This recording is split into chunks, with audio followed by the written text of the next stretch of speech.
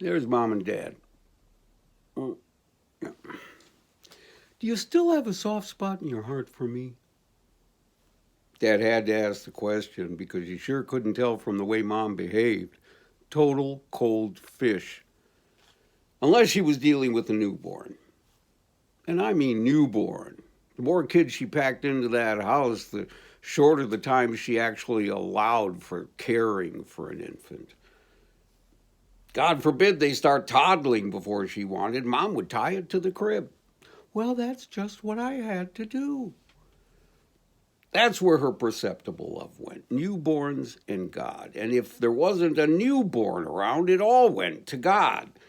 He was deserving of all her love.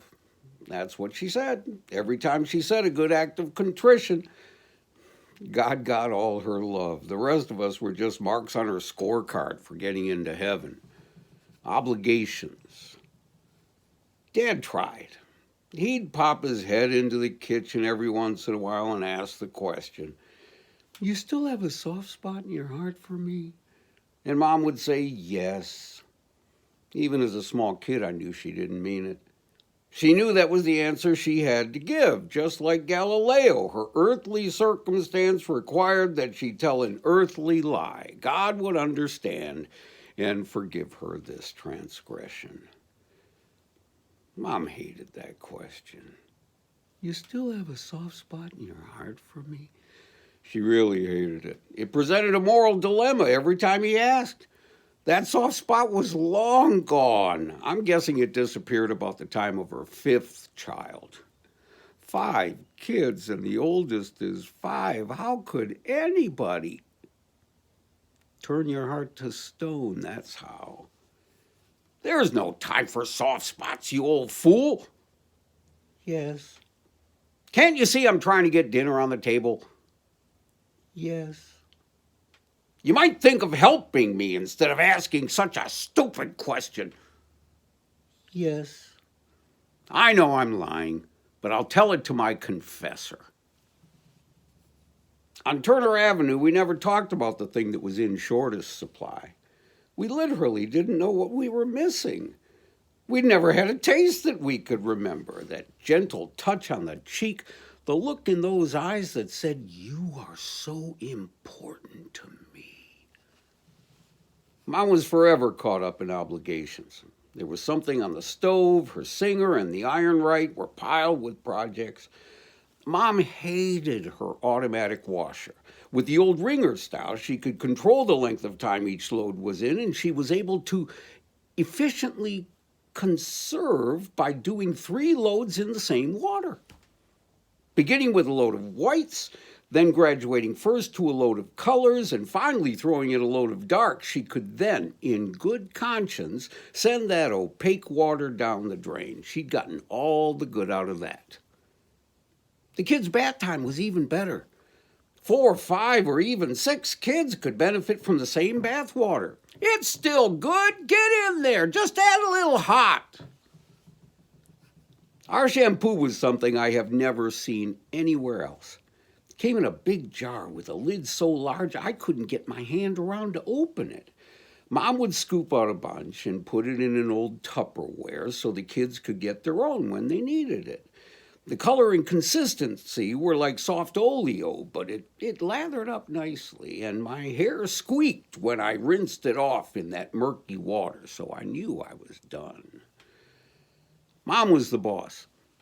That's what Dad always said. What she says goes. You kids quiet down up there. I'm going to send Mom up after you. Well, this was no idle threat.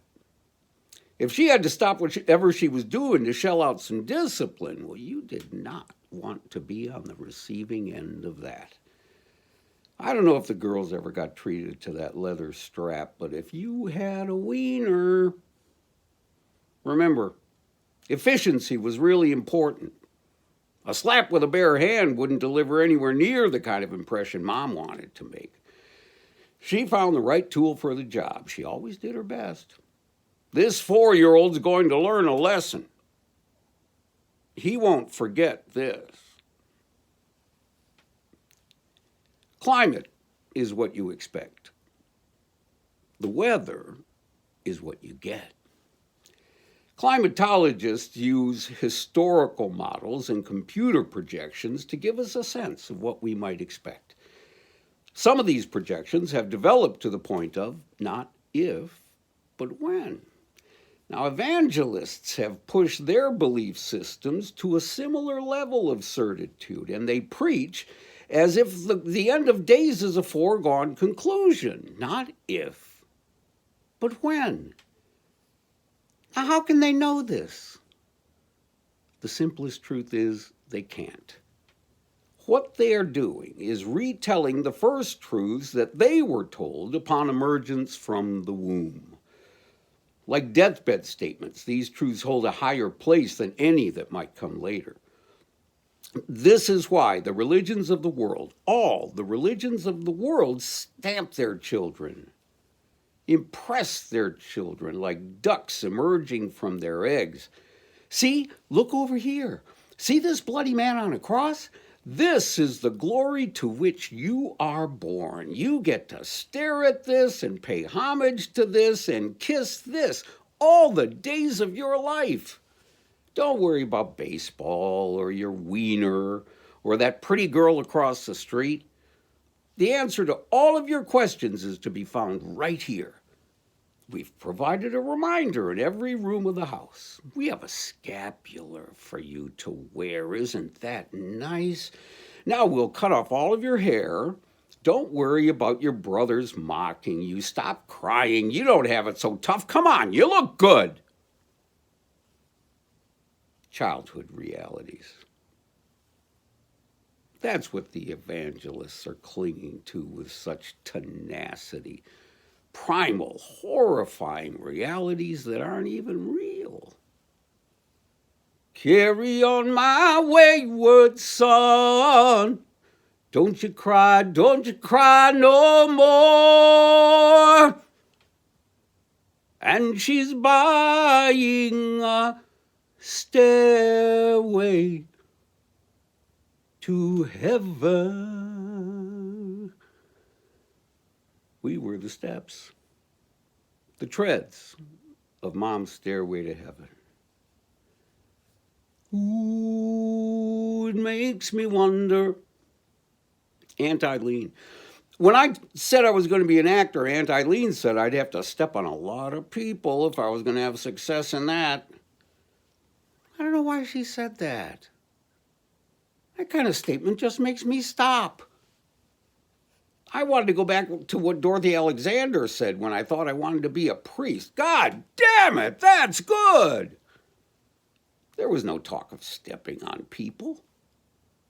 Seems to me that priests do a lot more of that than actors do. It also seems that priests are more easily forgiven for stepping on their adherents. The self-aggrandizement of priests is for God. Actors are just trying to make a buck. That puts Mom closer to the priests. Her congregation was literally of her own making. She gave each child to God within days of their birth. Well, that freed her up to start working on the next. Mom made it all the way to heaven without ever considering that there may be a downside to this mass production of soldiers for God's army. Dad once said, well, I had nothing to do with that. They just kept on coming. I read of a Rastafarian who, when asked about his indiscriminate spreading of his seed, said that he was doing his duty to God. He was making more black babies, as if the sowing of the seed were all that was necessary. I feel kinship with those black babies.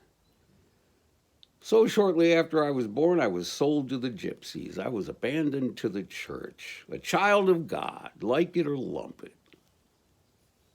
I tried talking to Mom about all of this when we were both much older. Perhaps too directly, I asked what might have been her thinking. Mom responded that she didn't like to think about things like that. Like what, you ask? Me too. Like what? I swallowed it all. At a very early age, it was made clear what was expected of me. There were pictures in the house of little children with golden auras doing the right thing. Little children with hands folded in prayer, eyes closed, or looking up to heaven. Either approach seemed to work. The drummer boy standing just steps away from the manger, adding his gift of music to the others of gold and frankincense and myrrh. I can do that. Because of my name, I was chosen to play the role of Joseph in the kindergarten Christmas pageant. I was very proud. Wait, isn't that a sin? And the reviews were stellar. God must have told Mom that she should name me Joseph. It's all part of the plan. I was named after my father, the fifth son, but the first with Dad's name in front. My older brothers didn't get to play the father of God on earth. God must have decided that it wasn't right for them. It was right for me. I had the name. Do what's right. The name is your blessing from God. And Joseph wasn't needed for that fathering part. He just married the Blessed Virgin for appearance sake. Nobody needs a wiener. Don't even touch it.